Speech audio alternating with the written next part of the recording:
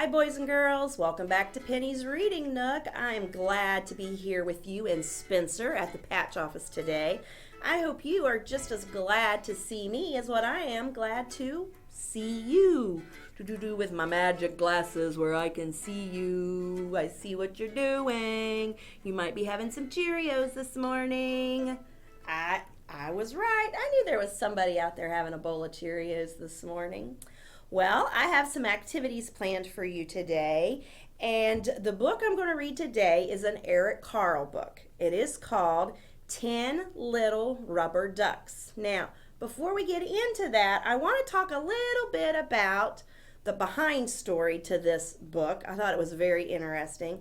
And then I also want to talk about the artwork that Eric Carle did for his books when he was creating books, okay? So the first thing is the story behind 10 Little Rubber Ducks. In 2003, there was a newspaper article published, and Eric Carle happened to see it. And it was about a true event.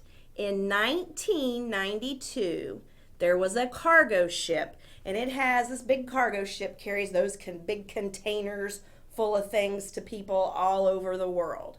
Well, this one particular cargo box had 29,000 rubber bathtub toys in them. There were rubber ducks, beavers, turtles, and frogs. Well, guess what? They fell overboard. 29,000 of them fell into the ocean. And in 2003, this article was published about this because some of these rubber toys were starting to surface up all over the world. Some were in Alaska. Oh, I can't remember all the different places that these rubber toys ended up. So that inspired Eric Carle to write this book, 10 Little Rubber Ducks. And I think it's a very cute book, and I think you'll enjoy it too. All right, so let's move over to the book, and then we'll talk about his artwork. Now, I have a little board book today because I had a bigger book of this, but one of my pages is missing from that book. So I borrowed this book from Miss Kayla, who has the 2- and 3-year-old class here at Patch. I borrowed this book from her. Now, looking at the artwork that Eric Carle would do, and any of Eric Carle's books will be easy to recognize once you know this little tip about him. He liked to create the drawings for his books by painting paper. He did different type of techniques. He would maybe put a pencil through it, finger paint with different brushes, and he would cut the paper and he would layer them, kind of cut and glue, and he would make a collage or a picture. And this is how he created the artwork for his books. I find his books very beautiful. I love the artwork in his books. And I hope you enjoy this book as much as I do. 10 Little Rubber Ducks, written and illustrated by Eric Carle. And let's see if we have 10 ducks. So we've got our numbers. 1, 2, 3, 4, 5, 6, 7, 8, 9, 10. 10 little rubber ducks. Chuggity chug chuck goes the rubber duck machine. Out pop little yellow rubber ducks, one after the other, one after the other. The little rubber ducks are painted, bills red, eyes blue. Then they are packed 10 to a box, and off they go, beep beep, going on a truck, to be loaded onto a cargo ship. Hello, calls the captain. The captain and his cargo ship are taking the little rubber ducks across the wide sea to faraway countries. To faraway countries. Look right there, it is sunshine. Has a little face inside of it. Very creative. Uh-oh. Suddenly, a storm churns the water into big waves. A strong wind whistles across the sea. It whistles across the sea. A big wave lifts up one of the boxes and throws it into the water. The box opens and 10 little rubber ducks fall out. 10 rubber ducks overboard, shouts the captain. 10 rubber ducks overboard. Oh no. After some time, the storm calms down. The 10 little rubber ducks bob in the big wide sea. As far as one can see, only water and sky. Whew, only water and sky. And the 10 little rubber ducks begin to drift apart. They're like, see ya. The first little rubber duck drifts west. A dolphin jumps over it. Ooh, I love dolphins. The second little rubber duck drifts east. A seal barks at it. The third little rubber duck drifts north. A polar bear growls at it. Uh-oh. The fourth little rubber duck drifts south. A flamingo stares at it. The fifth little rubber duck drifts to the left. A pelican chatters at it. The sixth little rubber duck drifts to the right. A turtle glides past it. The seventh little rubber duck drifts up. An octopus blinks at it. The eighth little rubber duck drifts down. A seagull screeches at it. The ninth little rubber duck drifts this way, and a whale sings to it. That would be nice to hear, wouldn't it? And the 10th little rubber duck drifts that way, bobbing and floating on the big wide sea. The sun is setting and it is getting darker. As far as anyone can see, only water and sky. Water and sky. The next morning, the 10th little rubber duck meets a mother duck and her ducklings. Quack, says the mother duck. Quack, quack, quack, quack, quack, quack, quack, quack, say the ducklings. At the end of the day, the sun sets again, and it is getting dark. The mother duck and her ducklings swim toward their nest, and the little rubber duck floats along with them. Good night, says the moon. Quack, says the mother duck. Quack, quack, quack, quack, quack, quack, quack, quack, quack, say the ducklings. And squeak, says the little rubber duck. When you push the little rubber duck, he's supposed to squeak, but our little squeaker's out of our book, so we'll just have to make a squeak. Squeak! The end.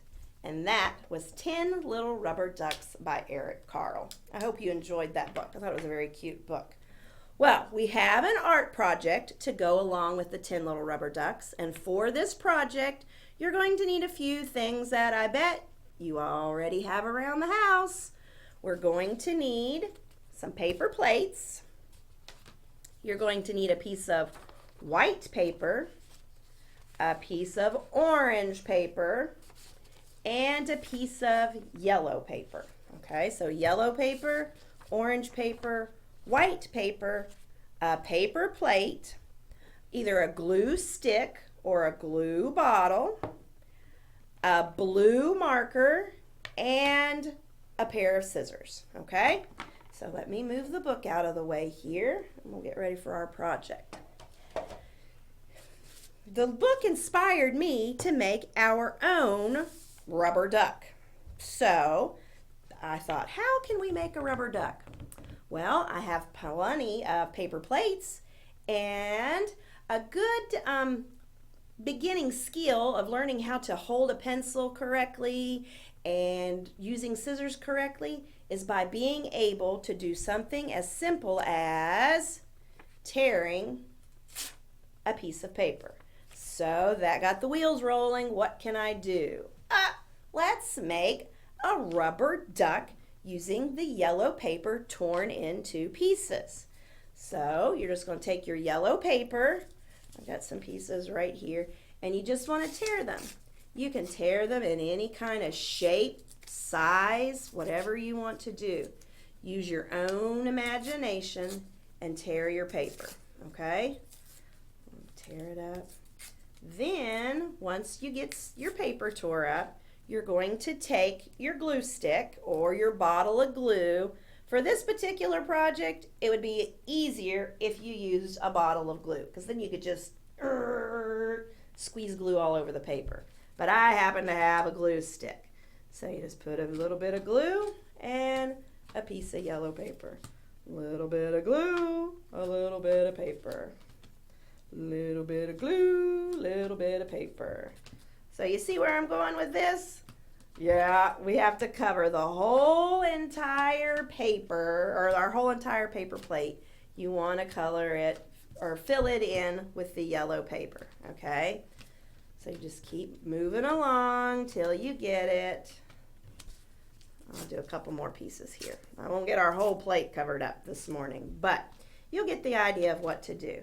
And you can overlap your pieces. Like right there, I'm going to put one.